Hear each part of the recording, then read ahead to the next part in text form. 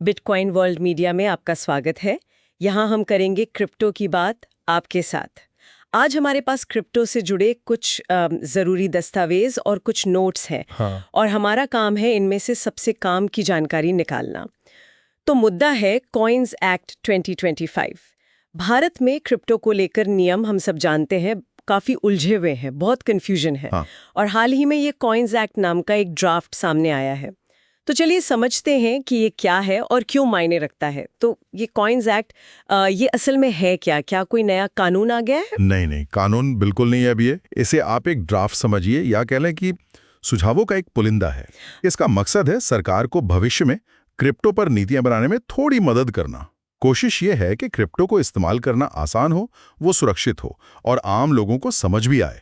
और सबसे बड़ी बात, ये यूजर्स को ज्यादा अधिकार देने और वो जो मौजूदा भारी भरकम टैक्स नियम है ना, हाँ वो टैक्स, उनको सरल बनाने पर जोर देता है। भारी भरकम टैक्स, आपका मतलब उसी 30% टैक्स और 1% टीडीएस से है, जिसने मतलब कईयों की कमर तोड़ रखी है। हाँ बिल्कुल वही।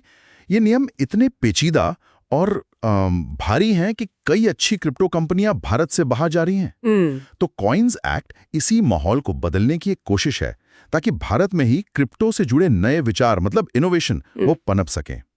अच्छी खबर यह है कि अब इंडस्ट्री और सरकार के बीच बातचीत का सिलसिला कुछ बेहतर हुआ है। अच्छा। हाँ, सुनने में आ रहा है कि सरकार शायद टैक्स कम करने पर सोच विचार कर रही है। अच्छा, तो ये तो वाकई बड़ी बात है। लेकिन भारत को ऐसे एक्ट की जरूरत क्यों पड़ी? मतलब अभी क्या खास दिक्कतें? देखिए, हैश्ड इमर्जेंट के कानूनी सलाहकार हैं अरविंद एलेक्जेंडर। वो इसी बात पर रोशनी डालते हैं।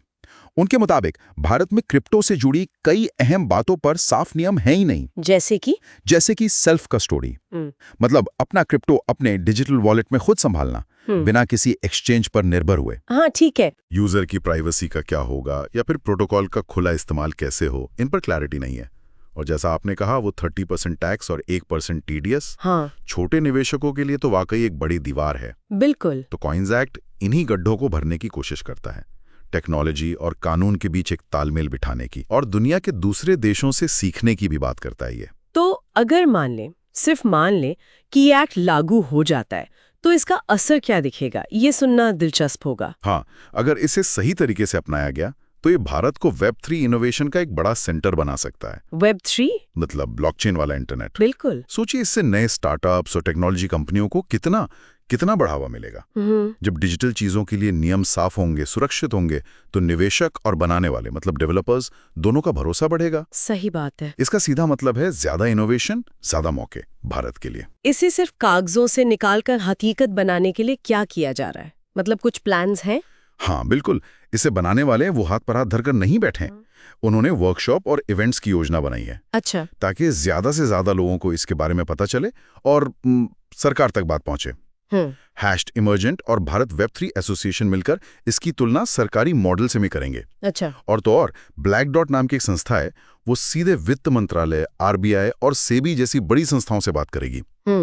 अरविंद एलेक्जेंडर का मानना है कि इसकी असली ताकत लोगों की भागीदारी और खुली बहस में है। ठीक वैसे ही जैसे बिटकॉइन, वो किसी एक कंपनी ने बंद कमरे में नहीं बनाया, बल्कि एक खुली नेटवर्क की तरह विकसित हुआ। हाँ, ये बात तो है। तो ये ओपन डिस्कशन पे जोर दे रहे हैं। तो कुल मिलाकर इसका निचोड़ क्या है?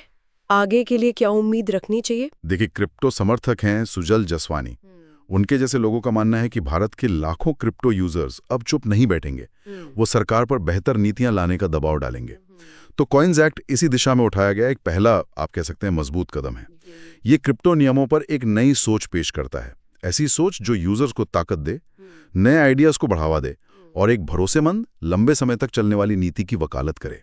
ये सिर्फ नियमों की बात नहीं है, ये भारत के डिजिटल भविष्य की दिशा तय करने की एक कोशिश है। तो ये थी कॉइन्स एक्ट 2025 पर हमारी आज की चर्चा। हमने समझने की कोशिश की कि ये ड्राफ्ट क्या है और इसका क्या मतलब हो सकता है। ये देखना वाकई दिलचस्प होगा कि ये सुझाव भारत के क्रिप्टो भविष्य को कैसे शक्ल देते हैं। और हाँ, एक सवाल सोचने के लिए ज़रूर छोड़ जाते हैं, क्या वाकई इस तरह के सामुदायिक प्रयास और ये जो खुली चर्चा की बात हो रही है, ये सरकारी नीतियों पर असर डाल सकती हैं? सोचने वाली बात है। रोजाना खबरों की जानकारी के लिए हमारे चैनल को सब्सक्राइब कर लें। मिलते हैं कल एक नए विषय के साथ। धन्यवाद।